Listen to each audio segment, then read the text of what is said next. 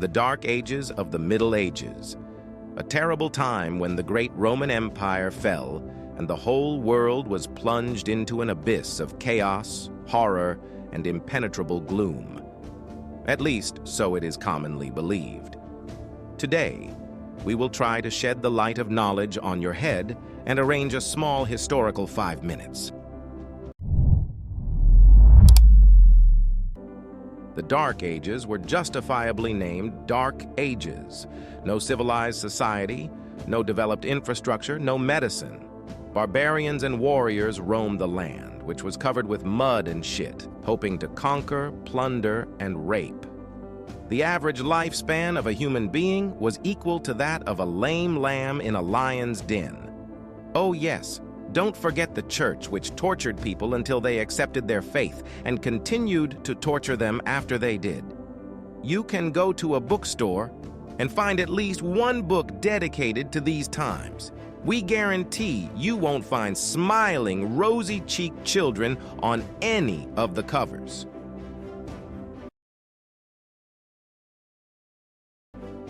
Things weren't actually that bad, even for the most complete poor person. People tried step by step to develop the field of medicine, charity, and even some philanthropy. Slavery gradually began to die out. Of course, the Romans adored it with all their hearts. But the development of agricultural technology, the increase in the number of draft cattle slowly but surely reduced the urgent need for human labor on the previous scale.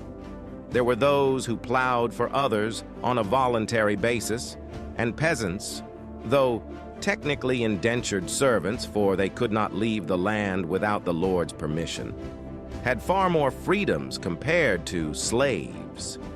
In between burning heretics at the stake, the church was busy organizing charity, and after Christianity was firmly established in Europe, the needy were helped with food, clothing, and even money.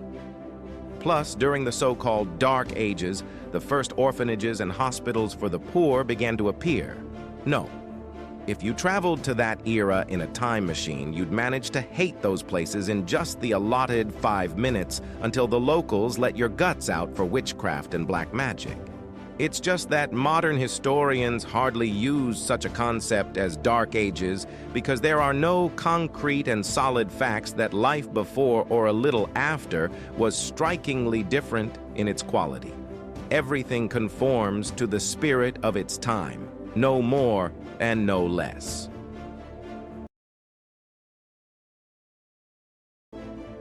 After a hard day's work, what better way to shed more blood? Back in the days when Europe was taking a break from the raging flames of war, knights tournaments, sword and club fights helped quench the infamous thirst for violence and carnage.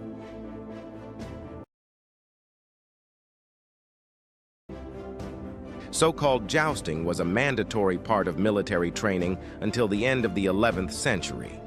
There was no question of any entertainment programs, as decent stirrups were hard to find, and without them, people flew out of the saddle at the slightest blow like bags of bones. Entertainment in the dark time of the Dark Ages had a very mediocre coloring: archery, boxing, and even something remotely similar to the great-great-grandfather of rugby. And one more thing. In the Norwegian sagas of the IX century, you can find descriptions of how fearless Vikings had fun like little children, skating or organizing skiing competitions. There was also dancing and horseshoe tossing. And now think of the gladiatorial fights so popular in Rome. Well, which century deserves to be characterized as dark?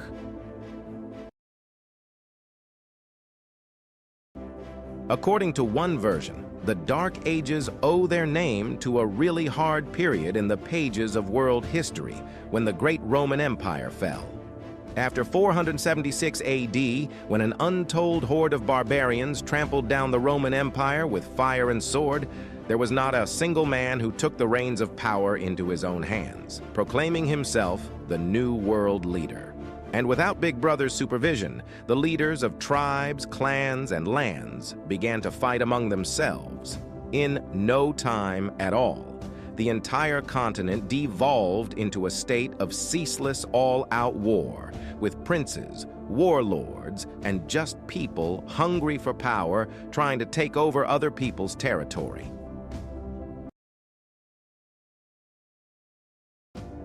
And in reality, the scale of the tragedy has been greatly exaggerated. If, for example, to compare the battles that took place during the Dark Ages with Roman battles, one can draw an equivalent analogy to a fight between two babies and a boxing match between Muhammad Ali and George Foreman.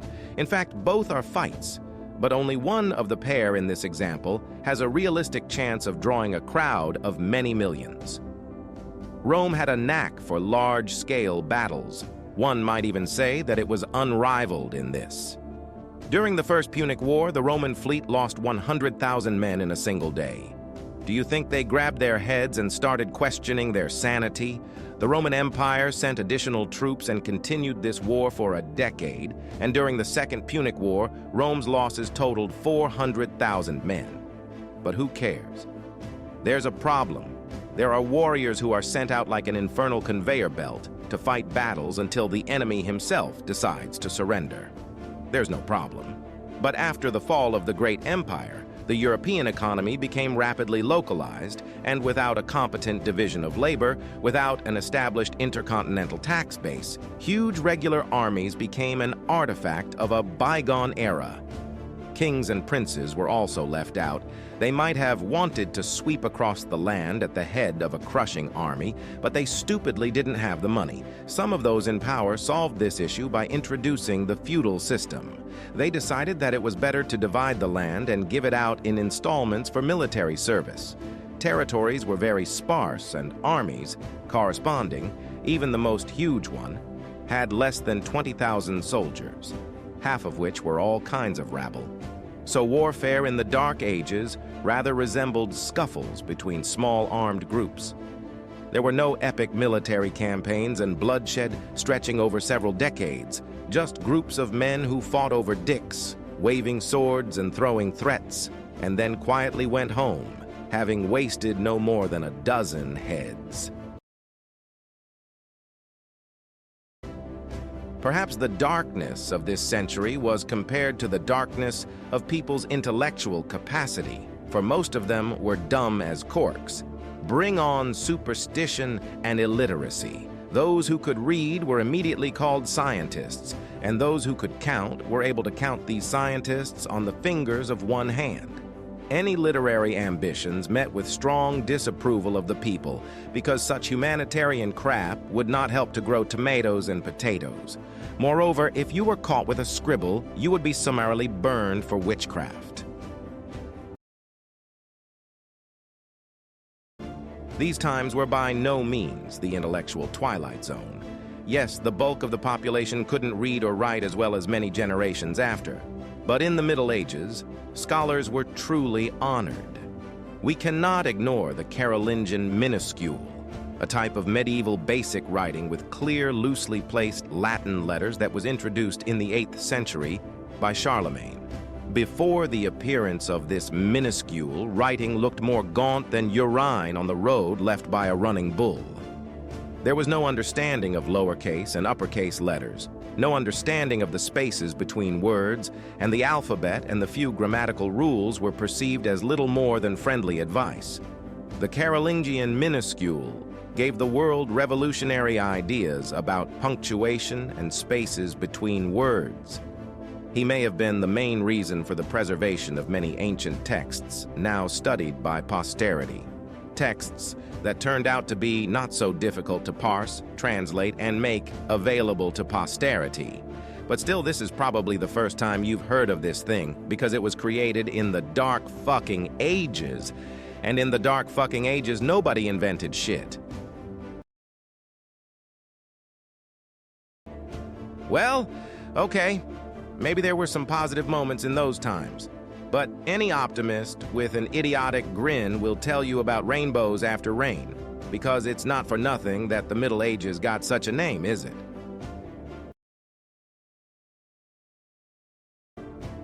The characterization of this time has been somewhat adapted for the general public. Historians try to avoid such a definition, preferring transition period, early Middle Ages, or the usual Middle Ages, depending on what we are talking about. The term was first coined in the 14th century by the Italian poet Petrarch, who had the warmest feelings and nostalgia for days long past. Petrarch used this word combination as a collective notion of everything that happened after the fall of the Roman Empire. And by the way, his judgments were not based on the results of centuries of achievements of mankind, based on historical evidence, but stupidly on the general notion that life has turned to absolute shit since Rome laid down on its belly and raised its legs. He believed that the only road that would lead the world to prosperity was a return to the traditions of ancient Rome. But the poet's memory was very selective, for he completely forgot to mention slavery, murder, and widespread debauchery in its many forms.